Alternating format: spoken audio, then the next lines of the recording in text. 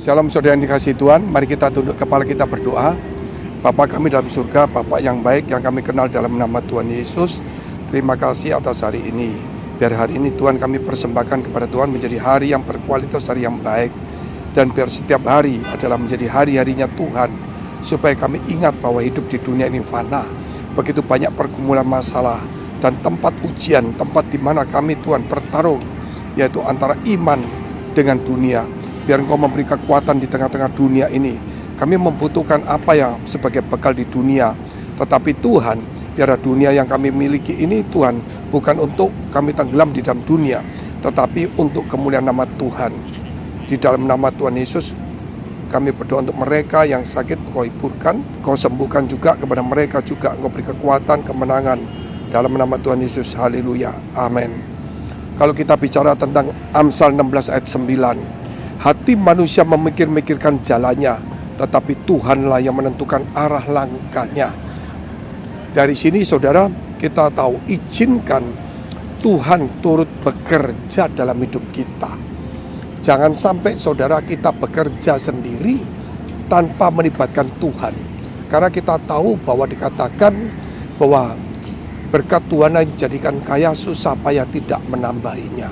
Bahkan juga dikatakan bahwa Tuhan Allah turut bekerja untuk mendatangkan kebaikan bagi orang yang mengasihi Dia. Artinya di sini, di tengah-tengah kehidupan kita, jangan lupa untuk mengasihi Tuhan.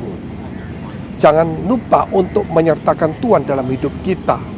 Jangan lupa untuk mencari kebenaran dan kerajaan Allah terlebih dahulu. Dari sini 3-4 ayat ini, kita tahu persis bahwa di tengah-tengah dunia apa yang kita butuhkan selama kita di dunia, baik kekayaan, rumah, harta, apapun juga, tidak bisa tanpa melibatkan Tuhan.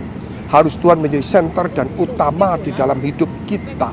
Kita harus tetap mencari Tuhan, melibatkan Tuhan, mengasihi Tuhan, dan biarlah Tuhan yang menentukan arah langkah kita. Mengapa kita stres?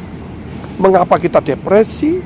Saudara, karena kita kerap kali memikir-mikirkan jalannya dan memaksakan kehendak kita supaya terjadi.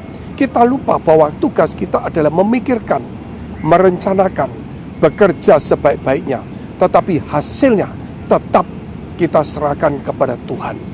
Walaupun kita tidak berhasil, kita boleh evaluasi, kita lakukan yang terbaik lagi, tapi tetap hasilnya diserahkan kepada Tuhan. Mungkin kita akan evaluasi lagi, lebih baik lagi, buat teamwork lagi, tapi hasilnya tetap kita serahkan kepada Tuhan. Kenapa? Karena Tuhan sebagai penentu, sehingga kita memikirkan jalannya, kita berencana, kita lakukan yang terbaik, tapi hasil akhir adalah Tuhan yang menentukan. Sehingga kita tidak perlu stres dan depresi, sehingga kita tetap melibatkan Tuhan, sehingga kita tetap di dalam doa, dan ingat bahwa Tuhan turut bekerja. Kita tidak bisa, saudara, meminggirkan firman Tuhan dalam kehidupan kita. Kita tidak bisa melupakan atau tidak memakai firman Allah dalam kehidupan, dalam pekerjaan rumah tangga, di dalam kehidupan terutama dalam pelayanan. Dalam pelayanan juga sama, saudara, kerap kali kita memakai cara-cara dunia. Orang-orang profesional kita gaji profesi dengan strategi marketing, baik yang kotor maupun tidak kotor. Ingat bahwa Tuhan yang menentukan arahnya. Tuhan memberikan masa depan kepada kita. Tuhan yang memberikan nasib baik kepada kita. Dan Tuhan yang memberikan jawaban. Tuhan turut bekerja. Artinya dari sini bahwa dalam pelayanan sekalipun melibatkan nama Tuhan, kita tidak bisa melangkah jauh dari firman Tuhan. Kita tidak bisa melanggar firman Allah. Banyak orang-orang, saudara, begitu berhasil dengan cara-cara dunia, sehingga dia mulai tidak memakai lagi firman sebagai landasan hidupnya. Inilah membuat dia stres, menjadi sombong, dan tidak terarah, menjadi liar. Sehingga akhirnya ketika dia berhasil, menjadi sombong dan jauh dari Tuhan. Ketika dia gagal, dia mulai kecewa. Sebab itu apa yang dikatakan oleh Salomo, bahwa janganlah memberi kepada kami kemiskinan, supaya kami tidak mengutuk Tuhan atau menjauh. Janganlah dibuat kami menjadi kaya sehingga kami melupakan Tuhan. Artinya di sini, saudara, apapun juga dalam hidup ini, tinggalkan stres depresi, tinggalkan rasa sakit hati kecewa, tinggalkan kepahitan. Karena orang yang kita kasih, orang yang kita harapkan tidak menolong kita. Karena kita tahu bahwa Tuhan turut bekerja. Orang boleh menghindar kita, orang boleh melanggar janjinya, orang boleh mengecewakan, merugikan kita, tapi ingat bahwa kita tetap harus mengasihi Tuhan. Karena ketika kita mengasihi Tuhan, berarti saudara, Tuhan itu terlibat dan akhirnya turut bekerja. Inilah pandangan-pandangan kekristenan. Kenapa banyak sekarang orang-orang Kristen ini sendiri, dia di gereja mengerti firman, tapi dalam kehidupan pekerjaan profesional, dalam pelayanan apapun juga, kerap kali dia sendiri akhirnya saudara, dia melangkah jauh dari firman. Dia memakai cara-cara dunia, sehingga boleh dikatakan begini, dia itu sebagai penjual jamu. Dia bicara jamunya bagus tapi dia tidak minum.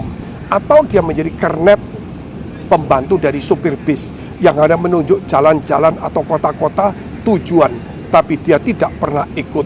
Atau dia menjual karcisnya saja, karcis saudara, atau tiket-tiket untuk keluar negeri atau keluar kota, atau naik kereta api atau pesawat, tetapi dia sendiri tidak pernah pergi.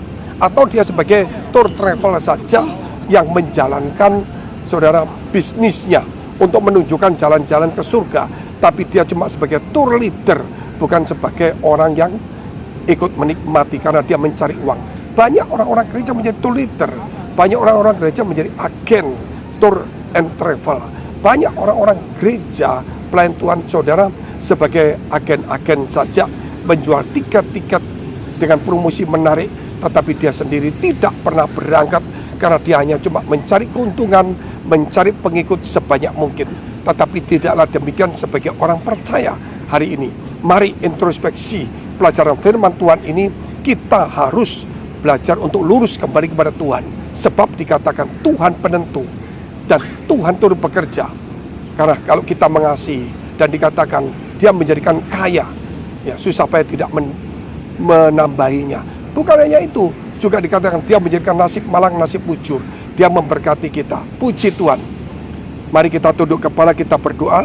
Bagi saudara yang membutuhkan pertolongan dalam pekerjaan, rumah tangga, kesehatan, profesi, di dalam keluarga, pekerjaan, keuangan, jodoh, pergumulan, dekapkan kedua tanganmu di dadamu. Demikian kau yang sakit, tumpangkan tangan bagian sakit. Percayalah Tuhan turut bekerja. Kasihlah Tuhan Allahmu. Andalkan Tuhan, libatkan Tuhan, dan berdiri di atas iman yang teguh. Di dalam nama Yesus, terimalah kesembuhan itu. Dalam nama Yesus, terimalah pemulihan. Dalam nama Yesus, jadilah kuat dan diberkati Tuhan. Terimalah hikmat marifat dan terimalah keberhasilan, kemenangan. Terimalah pengharapan, kekuatan daripada Tuhan. Di dalam nama Yesus, supaya engkau mendapatkan semuanya itu. Haleluya. Amin. Jika saudara masih membutuhkan pelayanan doa dan konseling, silakan hubungi nomor tertera di bawah ini. Tuhan Yesus memberkati.